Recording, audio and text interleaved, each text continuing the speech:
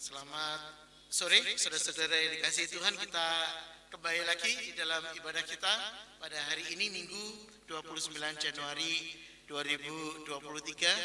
Beberapa rekan kita masih dalam suasana liburan. Jadi saat ini kita mungkin jumlahnya belum banyak karena masih ada yang liburan atau dalam masa kembali dari liburan, tapi minggu depan kita akan kembali dalam full swing istilahnya ya. Jadi minggu ini kita masih belum memulai aktivitas karena masih dalam suasana liburan. Sesudah masa liburan sekolah kita akan kembali ke aktivitas yang rutin. Mari kita masuk di dalam ibadah kita hari ini. Kita masuk dalam saat teduh kita. Mari kita ambil waktu teduh.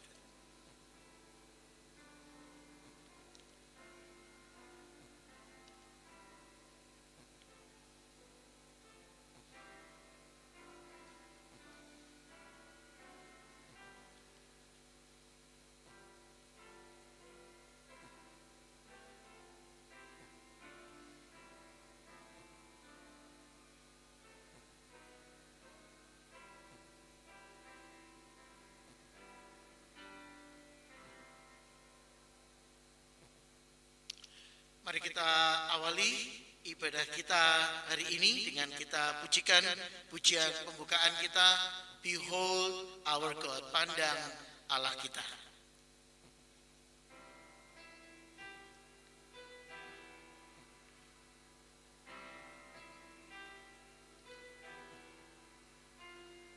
Siapa yang menggenggam samudra?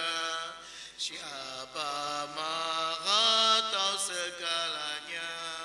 Segala bangsa gentar olehnya, semuanya bersuka cita.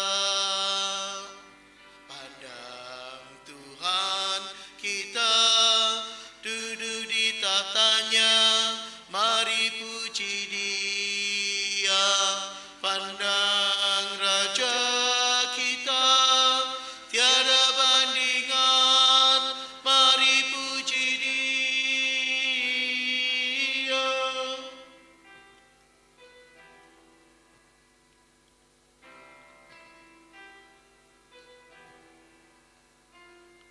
Siapa yang menasihatinya?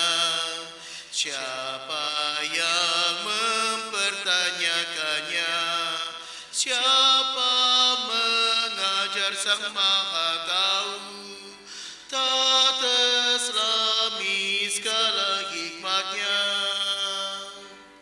Pandang Tuhan kita duduk di tahtanya, mari puji Dia. Pandang Tuhan kita, tiada bandingan, mari puji Dia.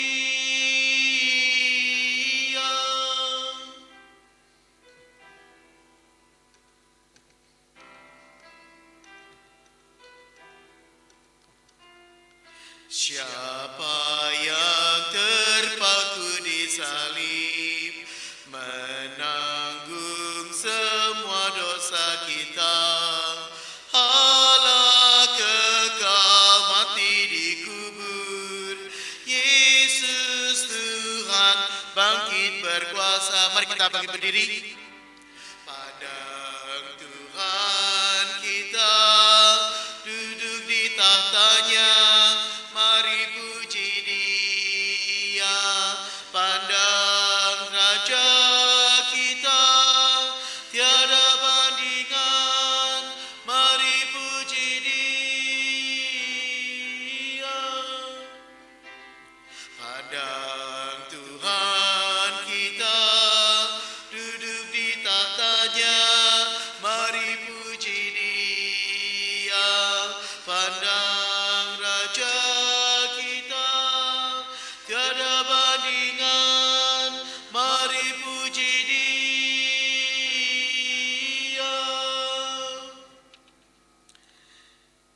Majelis dan seluruh anggota disambut untuk mengikuti ibadah kita hari ini, dan kita akan mengawali ibadah kita dengan nats pendahuluan dari Yohanes pasal yang ke-10 ayat 27. Domba-dombaku mendengarkan suaraku, dan aku mengenal mereka, dan mereka mengikut aku.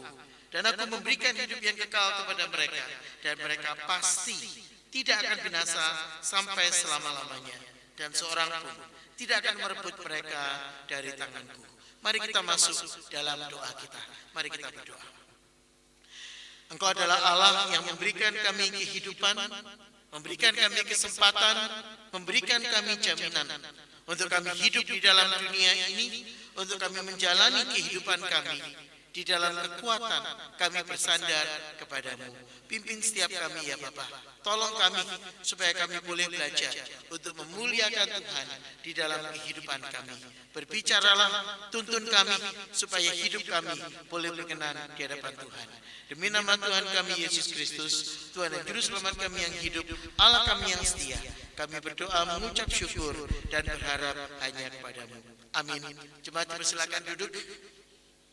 Fanny Crosby adalah seorang penulis himne yang sangat terkenal, dan ketika dia meninggal ada satu tulisan yang ditulis pada batu nisannya dia dari teman-temannya sebagai bentuk penghargaan untuk apa yang diberikan kepada dunia ini. Dan tulisan itu berbunyi, Blessed Assurance, Jesus is mine. Satu keyakinan abadi, satu anugerah yang pasti ketika kita memiliki Kristus dalam hidup kita. Mari kita pujikan pujian ini. Jaminan mulia ku diberi karena Yesus milikku abadi.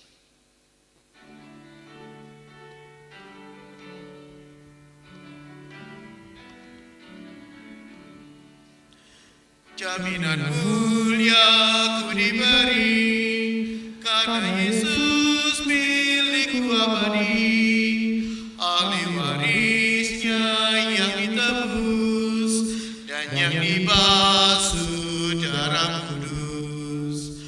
Aku nyanyikan, aku sebar, Juru Selamatku maha besar. Aku nyanyikan, aku sebar, Juru Selamatku maha besar. Hilang dukaku, hilang keluh, aku serahkan hidupku penuh. Bisikan malam, warta gemar, rahmat kasih-Nya sungguh besar. Aku nyanyikan, aku sebar, Juru Selamatku maha besar. Aku nyanyikan, aku sebar, Juru Selamatku maha besar. Aku serahkan diri penuh, dalam Tuhanku hatiku teguh.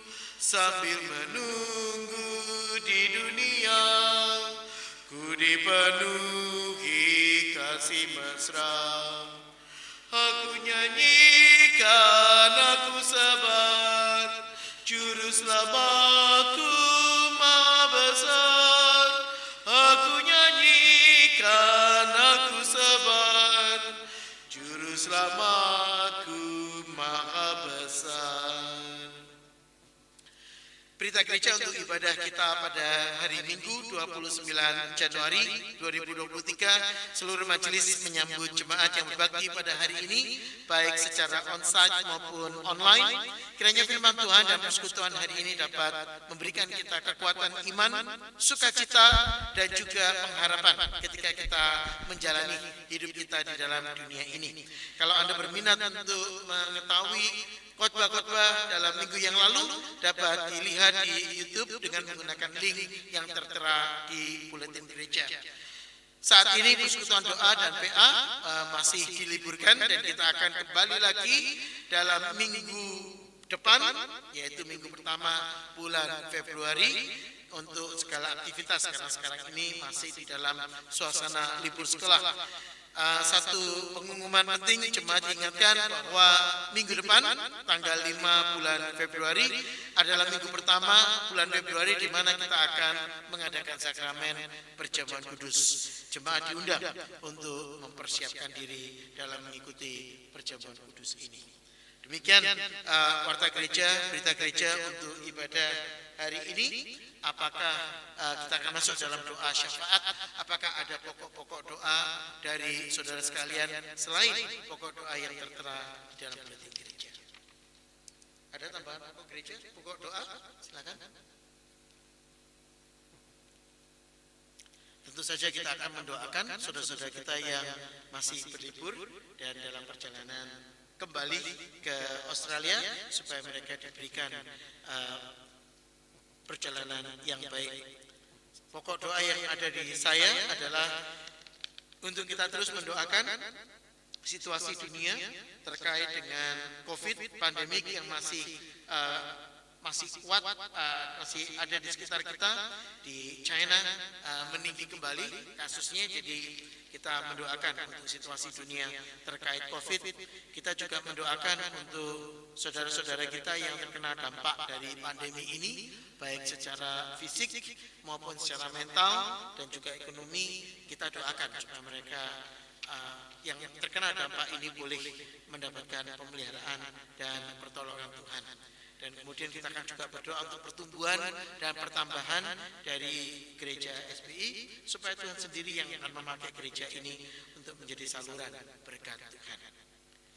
Kalau tidak ada tambahan pokok doa, saya undang cuma sekalian untuk masuk di dalam doa kita saat ini. Mari kita berdoa. Bapa di dalam surga, saat ini kami datang di dalam segala keberadaan kami. Kami menaikkan pujian syukur, kami menaikkan persembahan kehidupan kami ke dalam tangan-Mu. Karena Engkau adalah Allah yang Maha Agung, Allah yang berkenan senantiasa mendengar seluruh doa kami. Kami berdoa untuk bangsa dan negara, baik Australia maupun Indonesia. Kami berdoa Engkau sendiri yang kiranya memberikan kepada kami hikmat, memberikan kepada kami juga kemampuan dan kemauan untuk mengembangkan bangsa dan negara ini. Dengan segala keberadaan kami, dengan segala keinginan kami, kemampuan kami, tolong kami ya Tuhan, pakai kami supaya kami boleh dipakai menjadi alat saluran berkat Tuhan. Kami berdoa untuk situasi dunia terkait dengan pandemik yang belum juga berakhir. Kami berdoa untuk orang-orang di China di mana angka meninggi secara drastis. Kami berdoa untuk situasi di Korea Utara, dan kami juga berdoa untuk situasi di belahan dunia yang lain.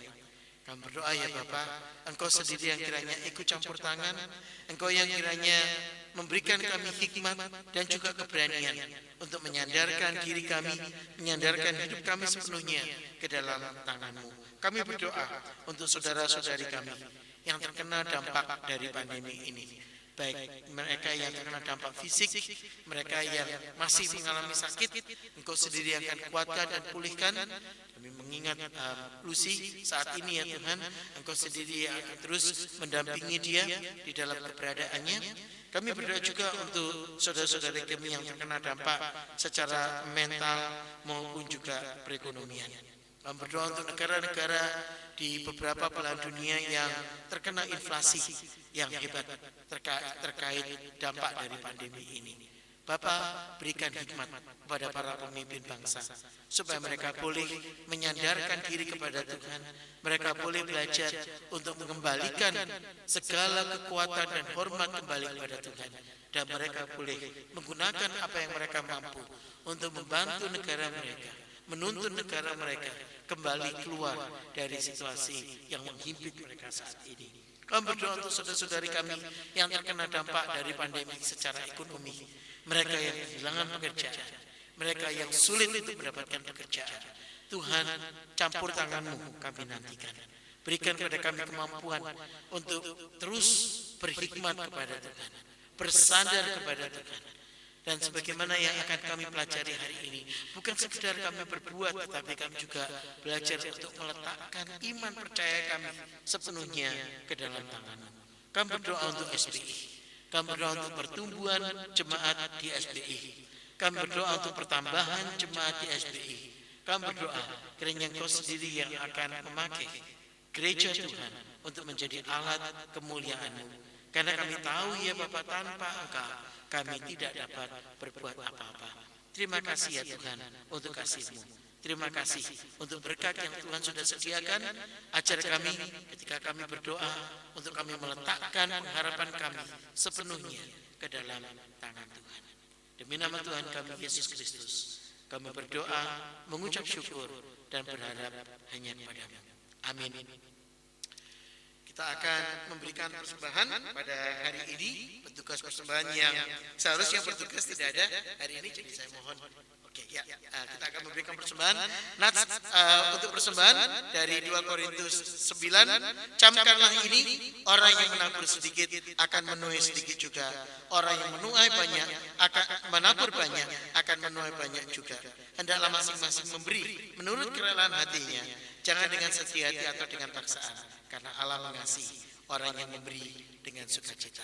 Kita akan pujikan pujian give thanks sembari kita memberikan persembahan kita dengan hati bersyukur.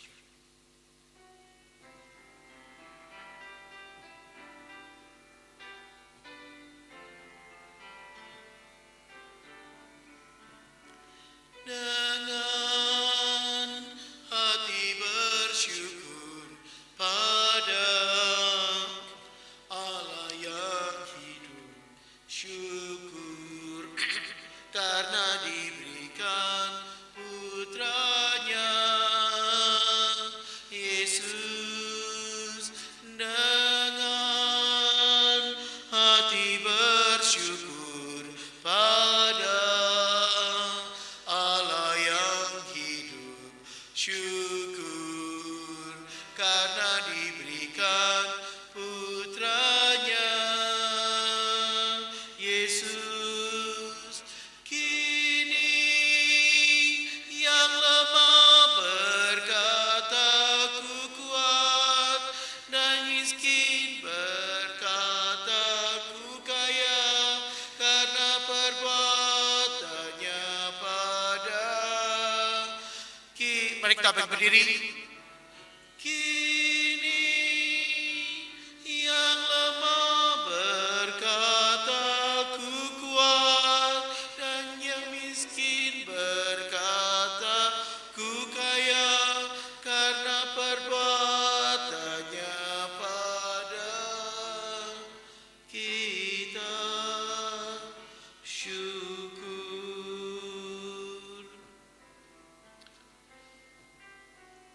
Mari kita persembahkan dalam doa. Engkau yang memberi, Engkau yang memberkati, Engkau yang mengajar kami untuk mengenali bahwa setiap hal yang kami terima berasal dari Tuhan. Dan kami diundang untuk mempersembahkan kembali kepada Tuhan dengan ucapan syukur. Karena kami tahu tanpa Engkau, di luar Tuhan, kami tidak dapat mengalami syukur yang abadi. Berkati, sertai, dan tolong kami, supaya kami boleh mempersembahkan dengan sukacita. Demi nama-Mu, kami persembahkan persembahan kami kembali kepada-Mu untuk membawa pelebaran bagi kerajaan-Mu. Amin. Jemaat silakan duduk.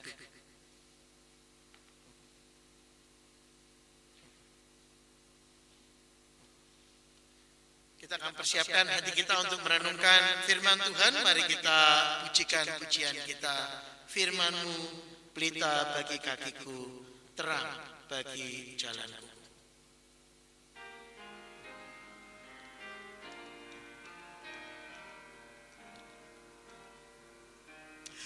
Firman-Mu pelita bagi kakiku, terang bagi jalanku.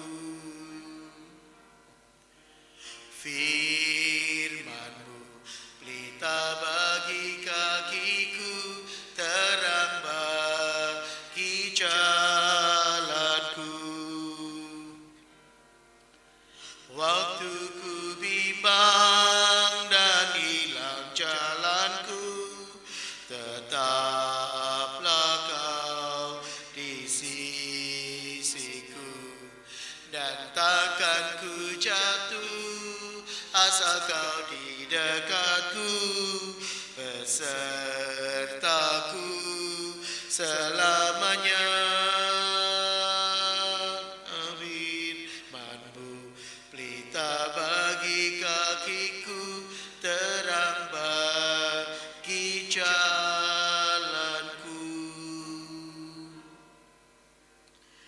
kita buka Alkitab kita dari Injil Lukas pasal yang ke-10. Injil Lukas pasal yang ke-10 kita akan membaca ayat yang ke-25 sampai dengan ayat yang ke-37. Injil Lukas pasal yang ke-10 ayat 25 sampai dengan ayat yang ke-37. Pada satu kali berdirilah seorang ahli Taurat untuk mencobai Yesus. Katanya, "Guru, apa yang harus kuperbuat untuk memperoleh hidup yang kekal?" Jawab Yesus kepadanya, "Apa yang tertulis dalam buku Taurat?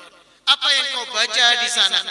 Jawab orang itu, "Kasihilah Tuhan Allahmu dengan segenap hatimu, dan dengan segenap jiwamu, dan dengan segenap akal budimu, dengan segenap kekuatanmu, dan dengan segenap akal budimu, dan kasihilah sesamamu manusia seperti dirimu sendiri." Kata Yesus kepadanya, "Jawabmu itu benar. Perbuatlah demikian, maka engkau akan hidup." Tetapi untuk membenarkan dirinya, orang itu berkata kepada Yesus, "Dan siapakah sesamaku manusia?" Jawab Yesus, "Adalah seorang yang turun dari Yerusalem ke Yeriko. Ia jatuh ke tangan penyamun-penyamun yang bukan saja merampoknya habis-habisan, tetapi yang juga memukulnya, dan yang sesudah itu pergi meninggalkannya setengah mati. Kebetulan ada seorang imam turun melalui jalan itu. Ia melihat orang itu, tetapi ia melewatinya dari seberang jalan. Demikian juga seorang Lewi datang ke tempat itu. Ketika ia melihat orang itu, ia melewatinya dari seberang jalan. Lalu datang seorang Samaria yang sedang dalam perjalanan ke tempat itu. Dan ketika ia melihat orang itu, tergeraklah hatinya oleh belas kasihan. Ia pergi kepadanya, lalu membalut luka-lukanya, dan sesudah ia menyiraminya dengan minyak dan anggur, kemudian ia menaikkan orang itu ke atas keledai tunggangannya sendiri, lalu membawanya ke tempat penginapan dan merawatnya. Keesokan harinya, ia menyerahkan 2 dinar kepada pemilik penginapan itu. Katanya, "Rawatlah ia, dan jika kau belanjakan lebih dari ini, aku akan menggantinya waktu aku kembali." Siapakah di antara ketiga orang ini menurut pendapatmu adalah sesama manusia dari orang yang jatuh ke tangan penyamun itu? Jawab orang itu, "Orang yang menunjukkan belas kasihan kepadanya." Kata Yesus kepadanya, "Pergilah dan perbuatlah demikian." Mari kita berdoa. Kami sudah membaca firman-Mu dan kami akan merenungkannya. Kami berdoa, ya Tuhan, berbicaralah, bukakanlah hati kami, singkapkanlah kebenaran-Mu di depan mata kami, supaya kami dapat mengertinya, kami dapat memahaminya, dan kami dapat mempraktekkannya di dalam kehidupan kami sehari-hari. Di sini kami, ya Tuhan, demi nama Tuhan kami Yesus Kristus, Tuhan dan Juru Selamat kami yang hidup, Allah kami yang setia, kami berdoa mengucap syukur dan berharap hanya kepada-Mu. Amin. Di dalam kehidupan kita selalu berjumpa dengan sesuatu yang kita sebut sebagai hal yang dilebih-lebihkan. Sesuatu yang berawal dari hal yang sederhana, tetapi kemudian menjadi hal yang luar biasa. Anda pasti pernah melihat patung kucing di toko-toko di mana Anda mau beli barang, ya kan? Patung yang mengayunkan tangan, memberikan hormat kepada Anda. Anda pernah nanya enggak, itu kucingnya siapa sih yang suka ada di depan itu? Dan kenapa ada patung kucing di sana, gitu ya? Apa manfaat, apa tujuan dari patung kucing itu? Saudara-saudara, satu cerita mengungkapkan bahwa itu semua berawal dari sebuah biara kuno yang memiliki seorang kepala biara, dan setiap pagi mereka berdoa. Setiap pagi mereka tidak pernah lepas untuk berdoa, dan doa itu dipimpin oleh kepala biara. Dan kepala biara punya seekor kucing yang setia menemani dia, dan setiap kali dia pergi masuk ke ruang doa, kucing ini akan berdiri di dekat pintu menyambut biarawan-biarawan yang masuk untuk berdoa. Dan ketika biarawan masuk pergi berdoa, mereka berdoa bersama-sama kepala biara. Mereka merasakan doa mereka itu terasa berbeda. Kepala biara meninggal. Kucing itu belum meninggal. Dan kucing itu masih terus dengan kebiasaannya untuk berdiri setiap pagi di pintu tempat ruang di mana mereka berdoa, dan mereka merasakan kekusyukan yang sama ketika mereka berdoa. Waktu berlalu, kucing itu meninggal. Dan sekelompok biarawan ini masuk ke ruang doa dan mereka berdoa. Mereka merasa ada sesuatu yang hilang. Apa yang kira-kira yang hilang? Mereka tidak lagi merasakan kekusyukan berdoa karena mereka kehilangan kucing yang di depan pintu. Maka mereka taruh patung kucing di depan pintu doa, di depan ruang doa, dan mereka merasakan kembali kekusyukannya. Saudara, sejak saat itu menjadi satu kebiasaan untuk menaruh kucing di dekat pintu sebagai tanda untuk menambah berkat, menambah kekusyukan. Nah, saudara, kalau Anda berpikir ini adalah sebuah cerita yang hanya berlaku untuk keyakinan yang lain, saudara, bagaimana dengan peristiwa atau cerita orang Samaria yang murah hati? Saya mengaku bahwa saya belum pernah pergi ke Israel, tetapi menurut teman-teman saya yang pernah ada di sana, berkunjung di sana, saudara, ketika mereka jalan di jalan dari Yerusalem ke Yeriko, ada tempat penginapan yang namanya penginapan orang Samaria yang murah hati. Pertanyaannya, ketika Yesus menceritakan perumpamaan ini, apakah dia merujuk kepada rumah penginapan yang hari ini berdiri di sana? Apakah dia merujuk kepada sesuatu yang menjadi hari ini kepercayaan itu sesungguhnya ada di sana, tempat itu ada di sana? Saudara, kalau Anda lihat, sebetulnya yang diceritakan Tuhan Yesus ini adalah murni perumpamaan. Yesus tidak berbicara tentang rumah penginapan. Yesus tidak memuliakan tentang rumah penginapan yang hari ini konon ada di jalanan dari Yerusalem ke Yeriko. Tetapi Yesus sebetulnya merujuk kepada situasi yang dihadapi. Ada seorang ahli Taurat yang datang kepada Yesus, dan Alkitab menggunakan kalimat berdiri untuk mencobai Yesus. Saudara, bagaimana dan dari mana kita tahu bahwa dia mencobai Yesus? Saudara, perhatikan cara Alkitab menguraikan deskripsinya, menguraikan peristiwanya. Ada seorang ahli Taurat yang mencobai Yesus dengan pertanyaan, "Guru, apa yang harus kuperbuat untuk memperoleh hidup yang kekal?"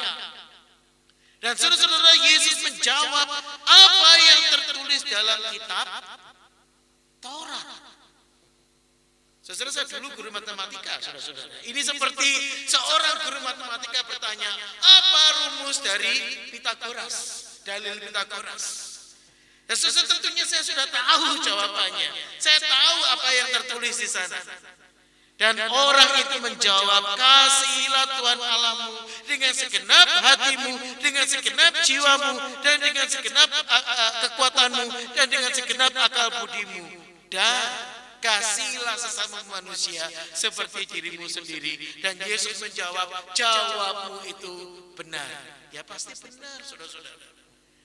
Guru matematika menanyakan pertanyaan matematika, ya pasti tahu jawabannya. Ahli Taurat bertanya sesuatu tentang Taurat, ya pasti dia tahu jawabannya. Tetapi ada hal yang menarik yang ditulis oleh Lukas. Tetapi untuk membenarkan dirinya. Saudara-saudara, ini adalah sesuatu yang saya suka menggunakan istilah kepada anak-anak saya. The but factor, ya, faktor tetapi, gitu kan? Anda pernah tahu faktor tetapi? Ada lagu kuno dari Padiangan Project yang judulnya Cantik Tapi Bau, gitu kan? Saudara, kata tapinya itu merusakkan pernyataan sebelumnya. The but factor itu adalah sesuatu yang mengganti, yang membuat segala sesuatunya berubah. Ayat yang ke-29 mengatakan, tetapi but He wanted to justify himself. Membuat Anda perlu bertanya, apa yang membuat dia membenarkan diri? Dia kan ahli Taurat. Dia bertanya pertanyaan, apa yang harus ku perbuat untuk aku memperoleh hidup yang kekal? Dan Yesus sudah menjawab apa yang tertulis dalam hukum Taurat. Dan dia membalas, dan Yesus mengatakan, benar perkataanmu itu. Mengapa di sini Lukas menggunakan kata untuk membenarkan dirinya? Saudara, disinilah Yesus menggunakan perumpamaan. Yesus adalah guru di atas segala guru, sang maha guru. Dan cara Yesus menjawab, saudara-saudara, bukan dengan menembak orang itu, tetapi dia menggunakan perumpamaan. Saudara-saudara, saya tidak tahu apakah Anda mengikuti recent news begitu ya. Tidak terlalu recent, tapi tidak terlalu lama terjadi persidangan Johnny Depp ketika dia menggugat istrinya atau bekas istrinya Amber Heard. Ada sebuah metode yang digunakan oleh pembela dari Johnny Depp. Sebuah metode yang disebut naratif. Metode yang membuat pembelanya yang bernama Camille Vazquez langsung dipromosikan menjadi rekanan dari law firm di mana dia bekerja. Karena dengan jitu dia menggunakan narasi kepada salah satu saksi. Dia menggunakan narasi. Apa yang menjadi kebiasaanmu ketika kamu mendapatkan tugas menerima bocoran informasi? Saudara, maka saksi ini kemudian menceritakan kebiasaannya ketika dia menerima bocoran informasi tentang aktor atau aktris tertentu. Dan ketika si pembela dari lawan mencoba mengajukan keberatan, hakim mengatakan dia cuma cerita kok. Tetapi di dalam ceritanya dia membongkar banyak hal yang menjadi kebohongan dari si Amber Heard. Saudara, itu yang terbukti dalam persidangan. Yesus menggunakan metode perumpamaan untuk menembak, untuk membuka, untuk membongkar kepalsuan dari si ahli Taurat ini. Kepalsuan macam apa? Ada seorang yang turun dari Yerusalem ke Yeriko. Dia turun dari tempat ibadah di Yerusalem ke Yeriko, dan di tengah jalan dia dirampok habis-habisan. Bukan hanya dirampok, tapi dia juga dipukuli half death, setengah mati. Saudara, pernyataan ini penting. Ingat, Lukas adalah dokter. Dan ketika dia menulis sesuatu, apa yang dia tulis itu ada maksudnya. Maka kuatlah mata kakinya. Itu dalam Kisah Para Rasul. Lukas menulis dia setengah mati. Kenapa? Karena orang ini tidak sanggup untuk mengangkat dirinya sendiri. Orang ini tidak sanggup untuk menyelamatkan dirinya sendiri. Saking tidak berdayanya, ada seorang imam turun dari Yerusalem tentu saja, melewati jalan yang sama. Tetapi ketika dia melihat orang itu, apa yang dia lakukan? Dia pergi ke seberang jalan dan melewatinya. Kenapa? Karena seorang imam tidak boleh menyentuh mayat. Kalau imam menyentuh mayat, maka dia menjadi najis. Kalau imam menyentuh mayat, maka semua yang dia persembahkan tidak lagi berlaku. Maka daripada dia berdosa, lebih baik dia menghindar. Tapi perhatikan, ini orang belum mati loh, saudara-saudara. Ini orang baru setengah mati. Demikian juga seorang Lewi, yaitu guru Injil, seorang yang mengajarkan Taurat, datang ke tempat itu. Saudara, ini bukan sekedar lewat. Perhatikan kata-kata yang dipakai oleh Lukas. Dia datang ke tempat itu, agaknya rumahnya ada di dekat sana. He came to that place and he saw him. Dia datang ke tempat itu, dia lihat orang itu. Apa yang dia lakukan? Dia juga meleng, dia juga ngeles. Kenapa? Karena orang Lewi tidak boleh menyentuh luka. Kalau dia ketemu dengan luka, nanti dia jadi najis. Saudara, dengan apa yang Yesus katakan, narasi yang Yesus tunjukkan, Yesus membongkar kepalsuan dan kemunafikan si ahli Taurat. Mereka lebih mementingkan nilai yang mereka pegang daripada mengajarkan nilai ini kepada orang lain.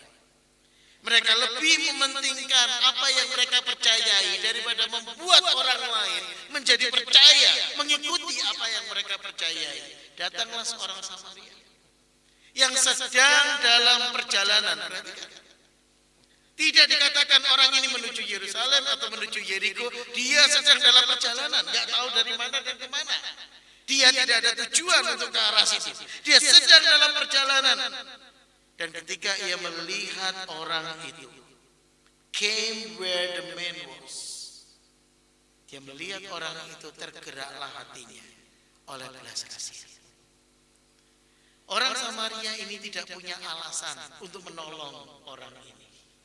Dia bukan orang sebangsanya. Dia tidak sedang menjalankan kewajiban agamanya.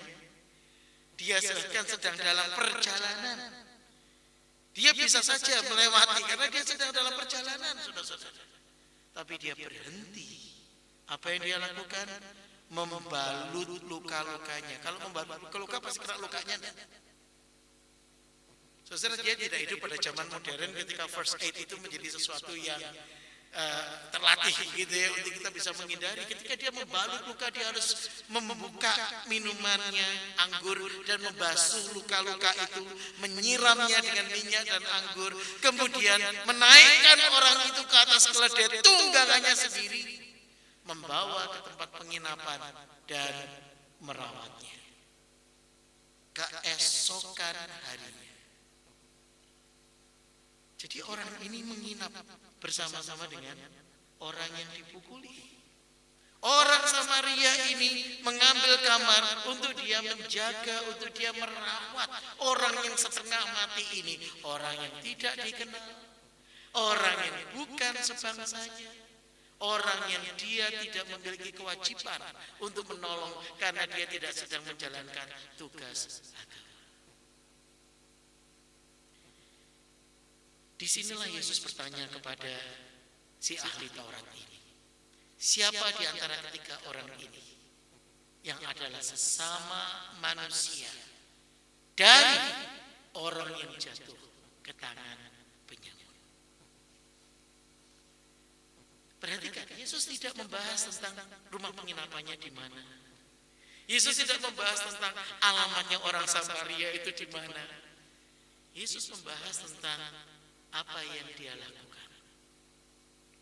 Dibandingkan dengan si ahli Taurat yang mencoba membenarkan dirinya sendiri, yang menganggap dirinya lebih baik daripada orang lain, yang berpikir bahwa karena saya beribadah maka saya lebih dekat kepada Tuhan daripada orang lain.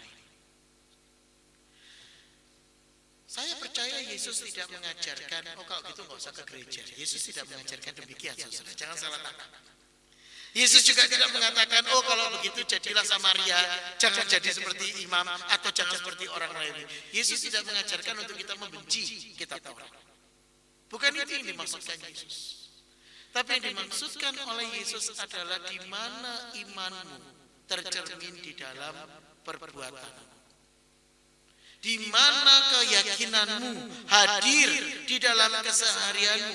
Pergi dan perbuatlah demikian. Kalau engkau tahu apa yang baik, perbuatlah itu. Kitab Yakobus mengatakan, dosa adalah ketika orang itu tahu apa yang disebut perbuatan baik, tapi dia tidak melakukannya.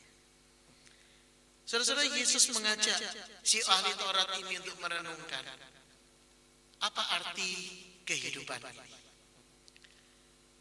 Siapa sesamaku manusia? Orang yang memberikan belas kasihan, orang yang menghadirkan belas kasihan. Saya lebih menerjemahkan demikian karena terjemahan bahasa Inggris menggunakan istilah the one who had mercy on him. Dia yang menghadirkan belas kasihan kepada orang ini. Yesus mengatakan, pergilah dan perbuatlah demikian. Sangat mudah bagi kita untuk tinggal di rumah Tuhan dan menikmati persekutuan. Tapi itu bukan tujuan dari ibadah. Setiap akhir ibadah kita diberikan berkat untuk apa?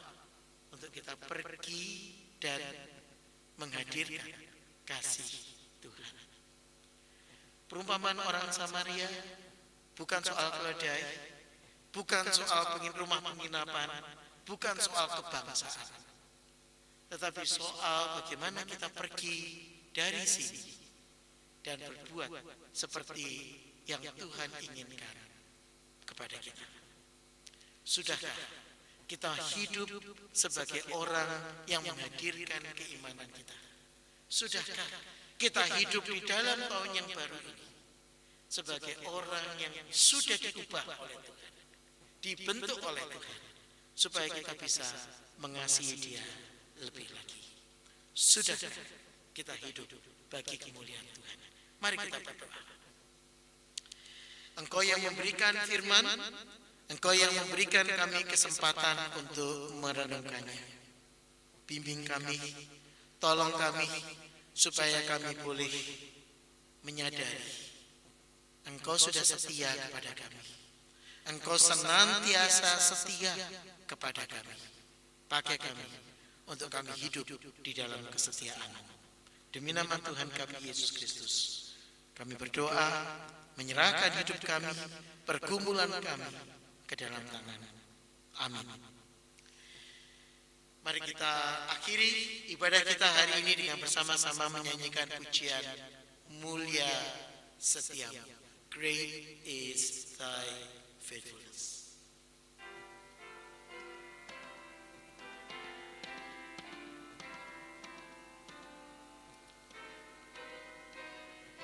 Mari kita bersama bangkit berdiri. Mulia setiamu, ya Allah Bapa, tak selitas pun sinarmu lenyap. Engkau tetap, kasihmu pun tegulah, bagai yang saudara matmu tetap. Mulia setiamu, mulia setiamu, rahmatmu alami selalu.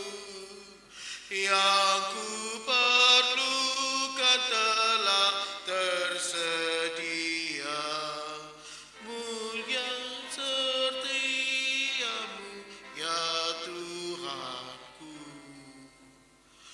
Musim beralihlah, waktu berlalu, surya, bulan, bintang di angkasa turut bersaksi dengan segenap alam atas setia dan rahmat Bapa. Mulia setiamu, mulia setiamu, rahmatmu ku alami selalu. Yang ku perlukan telah tersedia. Mulia setiamu, ya Tuhanku. Hapusnya dosaku, damai abadi, jalan yang terang karena pimpinanmu. Kuasa kini kelak kemenangan, hujan berkat ku rasakan selalu. Mulia setiamu, mulia setiamu,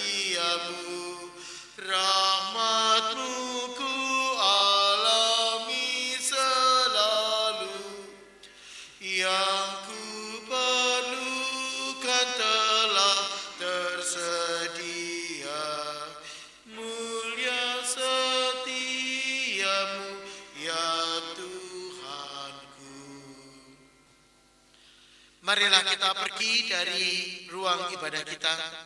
Marilah kita menghadirkan cinta kasih, iman dan kebenaran Kristus kepada orang-orang di sekitar kita.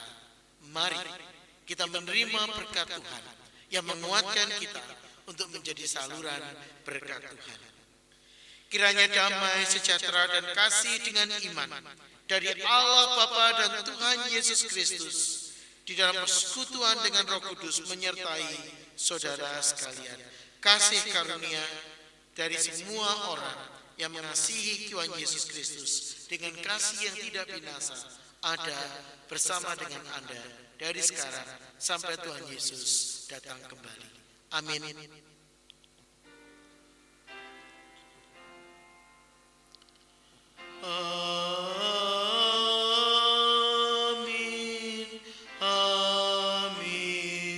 Amin.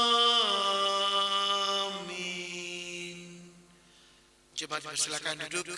Saat teduh ibadah selesai. Tuhan Yesus memberkati.